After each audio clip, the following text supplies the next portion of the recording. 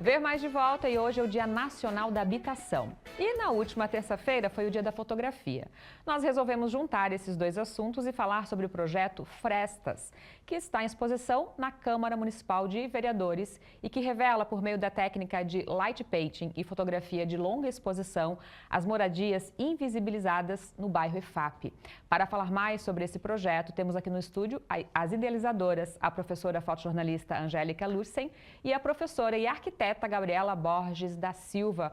Muito bem-vindas, obrigada por terem vindo. Vou começar perguntando para a Gabriela, como que surgiu a ideia desse projeto? Boa tarde. Boa tarde, é um prazer estar aqui com vocês para compartilhar um pouquinho do nosso projeto. Então, a ideia do Projeto Frestas, ele surge primeiro de um trabalho de conclusão de curso de arquitetura e urbanismo, onde a gente começou a fazer esse mapeamento dessas áreas vulneráveis no bairro EFAP, né? Então, em contato com a assistência social do bairro, a gente conseguiu mapear algumas áreas. E eu e a Angélica, por dividirmos algumas disciplinas assim em comum, unirmos os cursos de arquitetura e jornalismo, tivemos a ideia de encaminhar então esse projeto para o edital Elizabeth Anderle, né, 2023. Ele foi contemplado e a gente executou ele então no ano de 2024 e agora em 2025 damos sequência a essa exposição, né, itinerante. Angélica, como que atua, né, a fotojornalista aí, né? Como que as fotos denunciam o que acontece nessas moradias que a Gabi citou? Sim, boa tarde. De fato, esse projeto ele vai representar, vai mostrar uma realidade que às vezes é distante ou que a gente não olha. Por isso a gente utiliza, né, nesse projeto a técnica da longa exposição, que é uma técnica que, pelo uso do obturador num tempo um tempo maior, ele acaba borrando. Então a gente usa lanternas para pintar e ele vai trazer um pouco dessa nuance que mostra as pessoas ao mesmo tempo que não deixa tão evidente quem são, justamente porque a gente queria provocar essa reflexão. São pessoas que nós entendamos que são invisibilizadas socialmente. Uhum. E como foi a escolha do local, né, o bairro EFAP?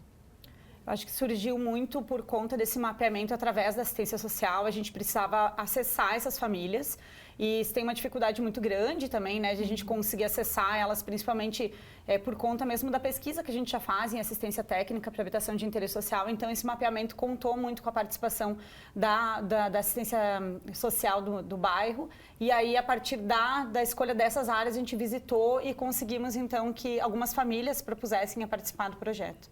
Quando você fala gente, como que era a equipe? De repente, a Angélica nos responde. No início, éramos nós duas. Idealizamos o projeto, né? Como a Gabriela falou, nós escrevemos e mandamos para o edital Elizabeth Anderle. E a ideia era executar a partir do nosso olhar. Mas, claro, para o Light Paint acontecer, ele sempre precisa de uma equipe maior. Mas aí a gente foi juntando pessoas que pudessem colaborar de alguma forma lá no dia, ou, enfim, em alguma etapa do processo. A gente teve apoio, por exemplo, também da assistência social. Então, foram pessoas, atores, que foram entrando em momentos diferentes do projeto para nos auxiliar a entregar, de fato, como proposto no edital idealizado. Quanto tempo durou o processo de captação?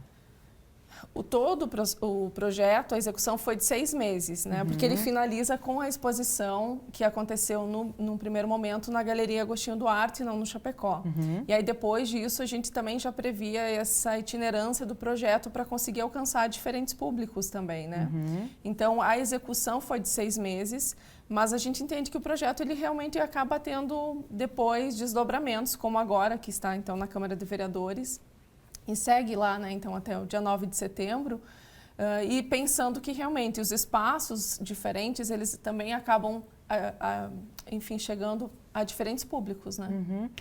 Gabriela, como que foi a tua primeira visão ao chegar lá, né? Porque imaginar e querer fazer, como que foi para ti? Qual foi o sentimento? Então, eu como já pesquiso muito nessa área e trabalho muito essas questões de vulnerabilidades sociais, assim, essa realidade a gente sabe que ela existe, né? E como a Angélica falou, ela é muito invisibilizada. Essa área em específico, em Chapecó, quando a gente fez esse mapeamento, a gente busca muito fazer elaboração de cartografias temáticas para entender onde é que são essas áreas, muitas vezes irregulares. E é muito curioso porque essa área ela não existia no mapa de Chapecó, nem como irregular, nem como subparcelamento, não existia. E quando a gente chegou lá, a gente viu mais de 20 famílias, né, alocadas nesse espaço, nesse ambiente, né? Eu acho que é sempre um misto de sentimentos que a gente tem, né? Que primeiro, assim, uma incapacidade que a gente tem de poder fazer algo por essas pessoas, né? A gente se sente um pouco impotente. ao mesmo tempo que, eu trabalhar muito com essa área, né, estudar e pesquisar muito assistência técnica para habitação de interesse social, eu acho que também é um movimento que é muito propulsor para a gente trabalhar com um projeto como esse. Porque a gente dá visibilidade, a gente garantir que isso venha à tona, principalmente para que a gente consiga vincular essas questões de políticas públicas para atuação na habitação, né? Então, para a gente é muito importante, mas de fato, assim, e todas as pessoas que visitam as áreas, nossos alunos também, assim, quando a gente fala aqui muito próximo da universidade e tal, né? Eles ficam se perguntando, assim, porque é muito invisibilizado, é muito à margem mesmo, né, da sociedade. É uma denúncia mesmo, né, Angélica? E para ti, como que foi? Né, que apesar também de circular, de fazer fotografia em todos os espaços, como que foi para ti? Primeiro, eu acho que foi muito importante esse movimento de unir as duas áreas, né? Porque algumas coisas que a Gabriela comenta e que talvez sejam mais próximas ou mais naturais para a arquitetura na discussão, para o jornalismo, muitas vezes é um pouco distante, né? A gente sabe que existe, mas não tem tanto domínio do conceito, enfim. Então, foi realmente muito importante também ter contato e perceber como a linguagem, por exemplo, a gente usa aqui a linguagem da fotografia, ela pode se unir a um outro conceito, uma outra área, para adquirir esse caráter de denúncia mesmo, né? Levar esse tema a outras pessoas para que elas também possam conhecer essa realidade, porque é diferente de eu contar isso para alguém esse alguém ver a imagem, né? Ver a fotografia, conhecer essa realidade através do nosso olhar. Sim. Então, a fotografia, ela realmente acaba adquirindo esse lugar de denúncia, mesmo de reflexão sobre o tema, né? Acessar esse tema e conhecer, pelo menos entender que existe isso tão próximo de nós. E aí passar a olhar, tanto para o tema quanto para as pessoas, para a realidade delas, né? E é importante agora de mostrar para todo mundo, né? E num lugar até significativo que é a Câmara de Vereadores, né? Faça um convite, então. A Angélica já tinha dito, mas repete para mim até quando fica lá e qual o horário de visitação. Então, a exposição agora está na Câmara de Vereadores, ela fica até o dia 9 de setembro, e o horário é das 19? Das 13 às 19. Isso.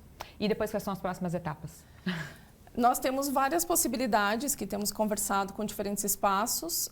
A gente esteve agora, anterior a essa exposição, nós estivemos no Pólen, e ficou, acho que 3 meses, se não me engano, né? No Pólen também, foi um convite deles. Nós temos um convite para expor na UFFS também e um movimento que a gente fez para expor no shopping.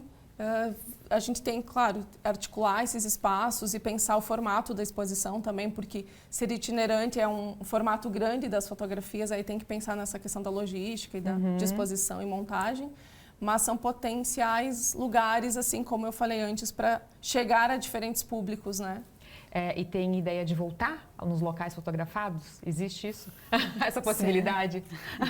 Muito, né? A gente fala muito sobre isso. A nossa intenção, quando a gente iniciou o Frestas, não era terminar ele num ato só, né? É poder dar continuidade, mapear outras áreas, talvez fora do bairro IFAP também, né? A gente inicia pelo bairro IFAP também, pela grandiosidade do bairro e pelas situações de vulnerabilidade que ele apresenta, pelo crescimento muito grande que ele teve, né? Mas a intenção é que a gente consiga mapear outras áreas também no município de Chapecó e continuar com essa exposição também, né? Fazer esse movimento para que as pessoas consigam ter acesso a essa exposição. Professoras, muito obrigada por terem vindo, parabéns pelo trabalho também. E o espaço sempre está aberto para vocês. Muito obrigada.